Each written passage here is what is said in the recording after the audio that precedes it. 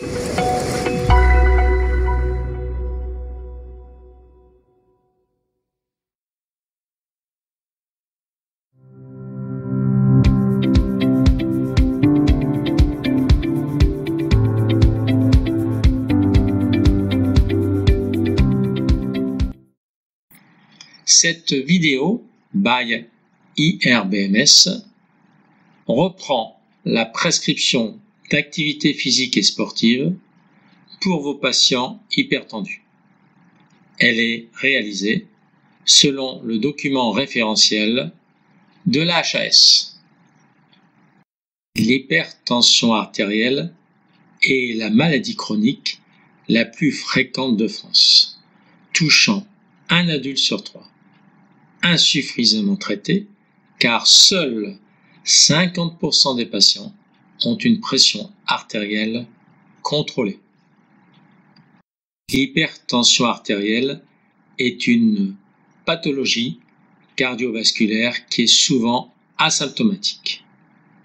Un terrain génétique, l'obésité, l'excès en sel, la sédentarité et l'inactivité physique sont les causes principales du développement d'une hypertension artérielle. Il faut savoir aussi que l'hypertension artérielle est en lui-même un facteur de risque majeur de développement d'une maladie coronaire, d'un accident vasculaire cérébral, d'une insuffisance cardiaque, d'une artériopathie périphérique et d'une insuffisance rénale. L'HTA, hypertension artérielle, se définit par une pression artérielle systolique supérieure à 140 mg ou une pression artérielle diastolique supérieure à 90 mg au repos et au moins lors de 2 prises différentes. Elle se définit en 3 stades. Stade 1, 140-159 pour la systolique et 90-99 pour la diastolique. Stade 2, plus de 160 pour la systolique et plus de 100 pour la diastolique. Stade 3 ou sévère, pour une pression artérielle systolique de plus de 180 et une pression artérielle diastolique de plus de 110. La pression artérielle varie beaucoup pendant une activité physique, qui se décline classiquement en 2 types, dynamique et statique, ce dernier étant peu recommandé. Lors d'un exercice dynamique, les réponses cardiovasculaires sont caractérisées par une augmentation importante du débit cardiaque et de ses 2 composantes, la fréquence cardiaque et le volume d'éjection systolique. Au final, lors de cet exercice, la pression artérielle systolique augmente et la pression artérielle diastolique varie peu ou pas.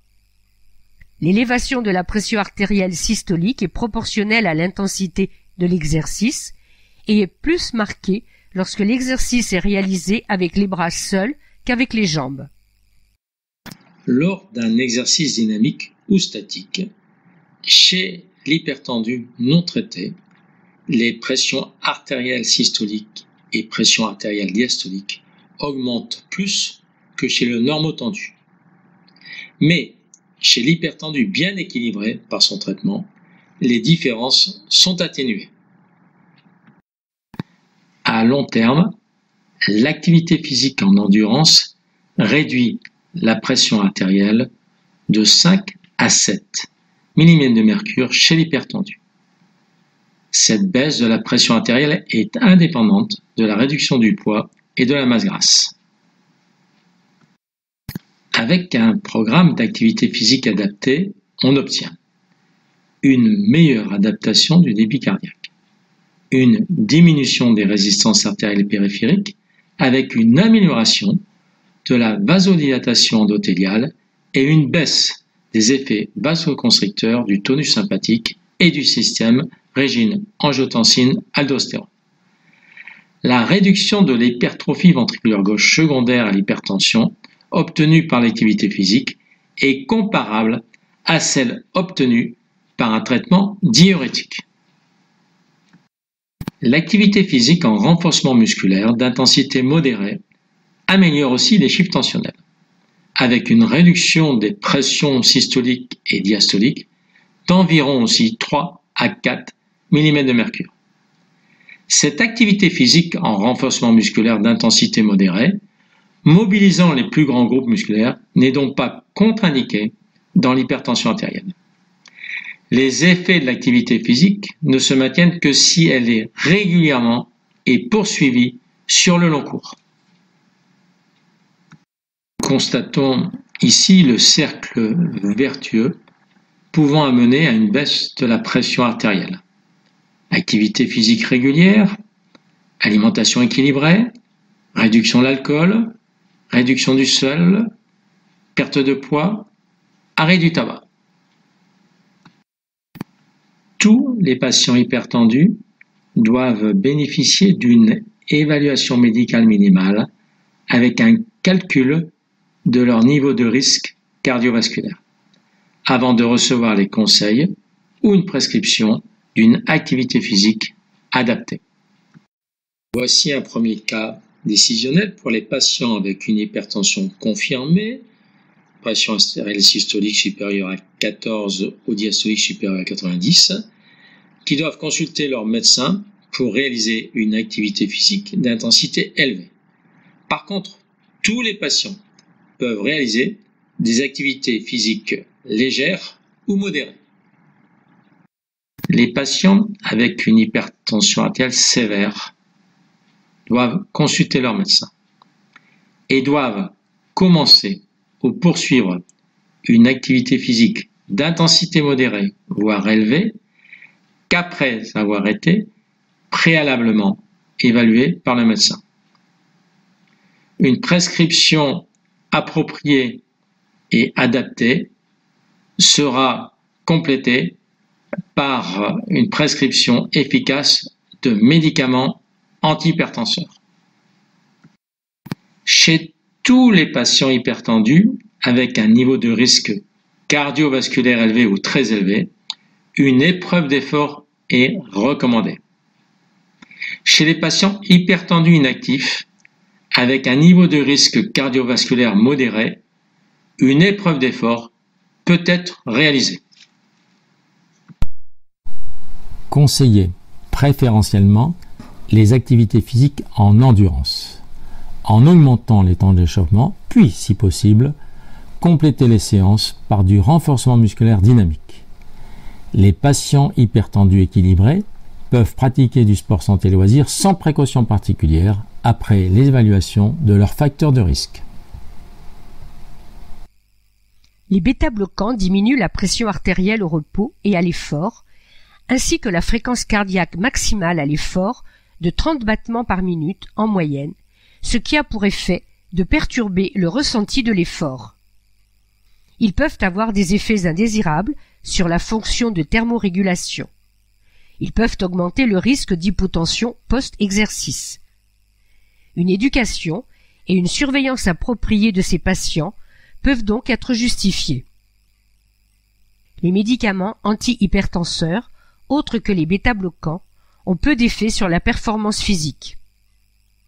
Les diurétiques peuvent augmenter le risque de déshydratation, de désordres électrolytiques et donc potentiellement favoriser la survenue d'arythmies à l'exercice, en particulier par temps chaud. Tous les médicaments antihypertenseurs peuvent aussi favoriser la survenue d'une hypotension.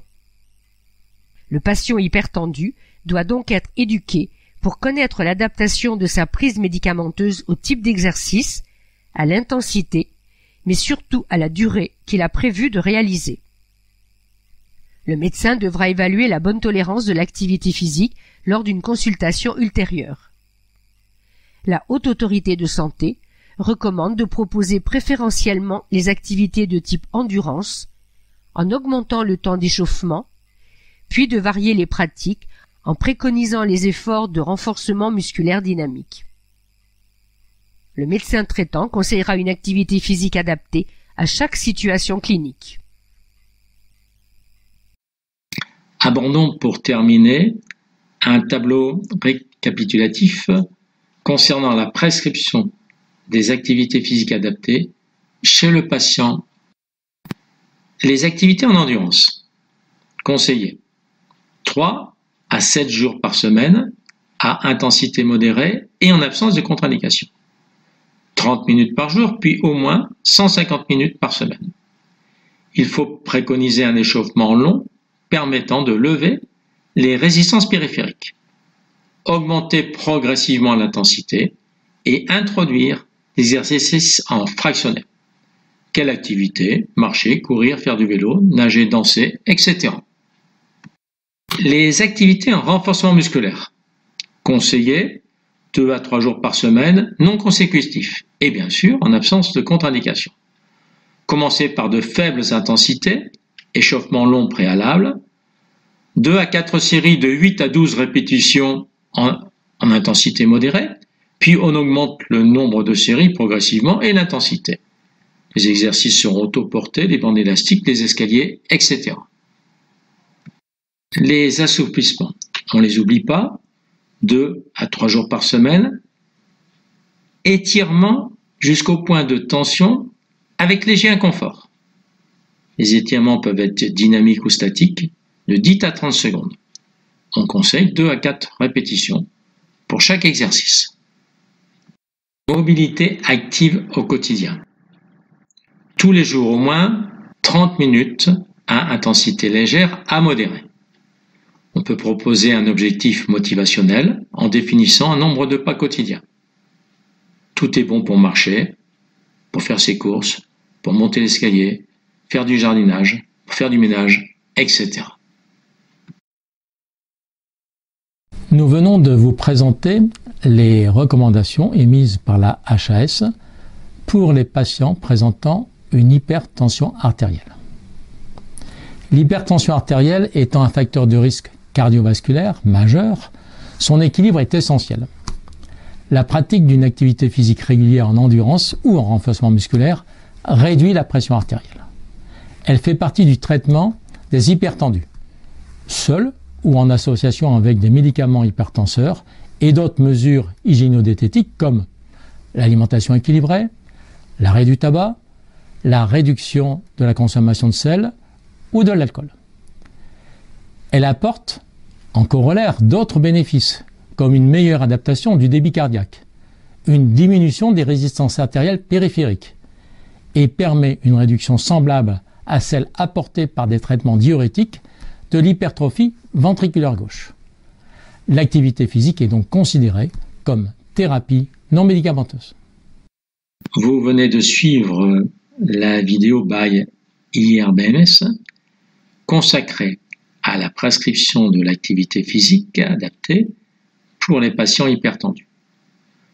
N'oubliez pas de consulter les nombreuses ressources associées figurant dans la boîte à outils, ainsi que les autres MOOC Sport Santé, et de consulter notre site www.irmed.com et ses nombreuses pages Sport Santé.